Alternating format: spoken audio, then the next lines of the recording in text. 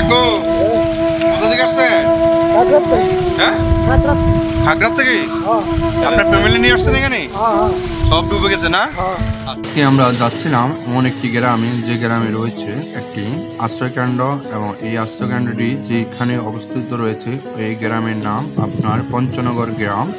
ওই গ্রামে আমরা যাওয়ার পথে দেখতেছি প্রচন্ড পরিমাণ পানি। এই উপর দিয়ে আজ আমরা গাড়ি চালিয়ে যাব এবং ওই পঞ্চনগর গ্রামে যে আশ্রয়কেন্দ্র নিয়ে আমরা বিস্তারিত আমাদের এই ভিডিওর মাধ্যমে তুলে ধরবো। দয়া করে আমাদের এই ভিডিওটি একটু ভালো করে দেখবেন, ভিডিওটি ভালো করে একটু শেয়ার।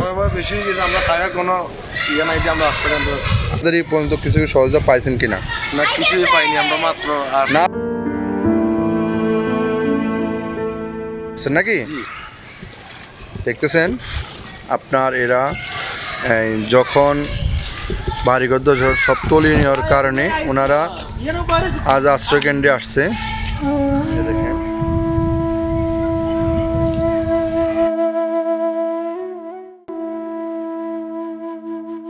কাকু কোথা থেকে আসছেন?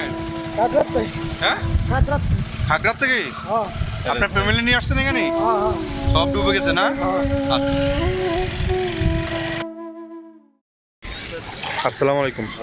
ভালো আছেন ভাই? ইনশাআল্লাহ। আমার নাম রাজু। আমার নাম গোলাম সরোয়ার। মানে গতকালকে একজন দায়িত্ব আপনি কিছুটা পালন করেন আর কি, এটা বলছেন। আপনাদের এখানে কত ফ্যামিলি আছে বর্তমানে? এখন দিন ধরে মানুষ বেশি, আগে 7জন ফ্যামিলি আসছিল গত পরশু দিন পর্যন্ত।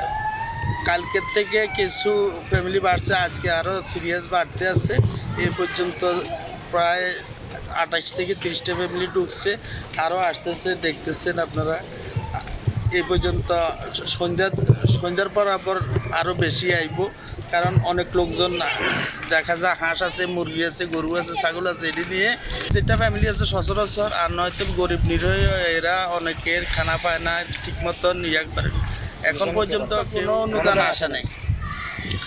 আপনাদের এই যে ইউনিয়ন, এই ইউনিয়নের চেয়ারম্যান মেম্বার ওনারা কই আসছে এখানে দেখার জন্য? চেয়ারম্যান আসছে, যে ওই যে জামাতের লোকেরা আসছে, অনেকে আসে আশ্বাস দেয়। এখন পর্যন্ত কোনো ত্রাণ আসেনি। পাশে এসে যারা আছে অনুদান করার জন্য সকল ভাইয়ের দৃষ্টি আকর্ষণ করে বলবো আমরা, যাতে করে এখানে এই আশ্রয়কেন্দ্রে এসে আশ্রয়কেন্দ্র যেখানে রয়েছে আপনার শতাধিক মানুষ আজ এখানে অবস্থান করতেছে, কারণ বন্যায় প্রবলিত হয়ে আজ ওরা ঘরবাড়ি কোনো রকম খাওয়া দিচ্ছে না। এই পর্যন্ত কোনো খানা আসে নাই, কিন্তু আসবে গত 3 দিন 4 দিন ধরেই বলতেছে, এখন পর্যন্ত কেউ দেয়নি। তারপরে ছাত্ররা আসছিল, এরপরে আপনার ফায়ার সার্ভিসের লোকেরা আসছিল, আমাদেরকে সহযোগিতা করে নাই। আমরা খুব সংকটে আসছি, এই কথা বুঝছেন। আশ্বাস দিয়ে দিতেছে সবাই, কিন্তু কেউ সহযোগিতা করতেছে না। তখন অনেক বন্যা কবলিতে পড়ে গেছিলাম, আমরা উদ্ধার করে দিয়ে বলে গেছে ওরা শুকনা খাবার কিছু দিয়ে যাবে সন্ধ্যার সময়। তখন এরা আমার মাঝে বিযুক্ত আজকে 5 দিন হয়ে গেছে, কেউ খবর টবর লয় নাই। চেয়ারম্যানও বলছিল সন্ধ্যা কিছু শুকনা খাবার দিব, কিন্তু উনিও আসতে পারেনি। এই পঞ্চনগরের আশ্রয়কেন্দ্রে সবাই এগিয়ে আসে যারা বন্যায় প্রকল্পিত হয়ে আটকে আছেন তাদের সহযোগিতা করেন, কারণ এই সহযোগিতা আজ না করলে এনাদের অবস্থা খুবই ভয়াবহ হয়েছে। দেখেন আশ্রয়কেন্দ্রের চারদিকে পর্যন্ত পানি। 24-25টা ফ্যামিলি উঠে গেছে অলরেডি না? আমরা একটু কথা বলি, আসেন।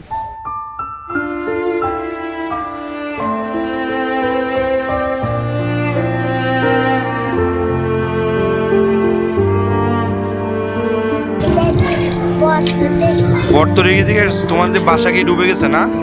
হ্যাঁ, এখানে আর কার সাথে আসছো তুমি? তোমার আম্মুর সাথে?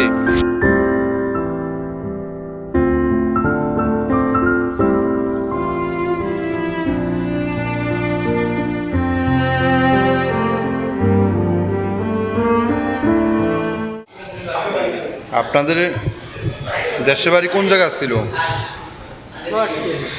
বটতলি। এখানে যে থাকতেছেন আমার এই বড় ভাইরা যে আপনার দেখাশোনা করতেছে, কোনো প্রবলেম নাই তো? কোনো সমস্যা হয় না তো? ভালো আছেন তো? আপনারা আজকে এখানে কতদিন যাবত রয়েছেন? 3 দিন হয়েছে। সব ডুবে গেছে না? বাড়ির ভিতরে? আপনাদের ঘরে কি পানি ঢুকছে? কিরকম পানি কি অবস্থা আছে আপনার? একাডু এখানে আপনার ফ্যামিলি থেকে কতজন আসছেন আপনারা? 2 জন। একই ফ্যামিলি 2 জন আসছেন। আমরা এনাদের বিকাশ নাম্বারটা দিয়ে দেবো স্ক্রিনের মাধ্যমে। দয়া করে যদি ওনাদেরকে আর্থিকভাবে কেউ সহযোগিতা করতে চান তাহলে অবশ্যই ওনাদের ফোন নাম্বারে যোগাযোগ করে ওনাদের সাথে কথা বলে যেখান থেকে পারে যতটুকু পারি সহযোগিতা করতে পারেন।